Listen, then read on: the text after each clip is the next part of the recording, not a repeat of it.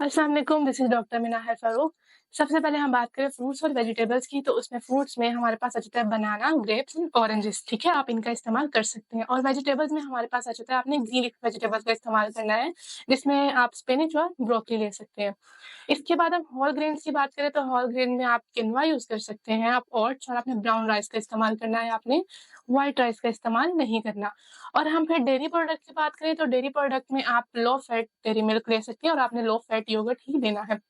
Secondly हम बात करते जाएँ तो सोडियम की, तो सोडियम का डेली जो इंटेक है recommended sodium intake 2300 milligram per day है।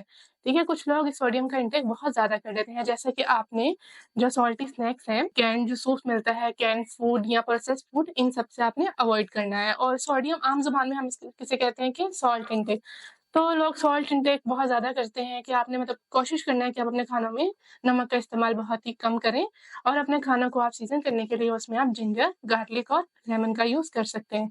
इसके बाद हम फैट की बात करते चले तो फैट्स में बहुत बड़ा मिसकंसेप्शन है कि लोग कहते हैं कि आपको हाई ब्लड प्रेशर है तो आपने फैट्स का इस्तेमाल नहीं करना। आपने ट्रांस सैचुरेटेड और सैचुरेटेड फैट से अवॉइड करना है, आप मोनो अनसैचुरेटेड फैट्स आप ले सकते हैं। तो इनमें फैट्स में हमारे पास आप ऑलिव ऑयल यूज़ करें, नट्स का यूज़ करें, तो ये सब चीज़ें आप यूज़ कर सकते हैं। तो अगर आपको किसी भी डिज़ीज़ से रिलेटेड आपको कोई भी डाइट प्लान चाहिए, तो उसके लिए आप हमारे दिए गए नंबर पर कॉन्टैक्ट कर सकते हैं और हमारे ऑफ़िस को विज़िट कर सकते हैं। Thank you.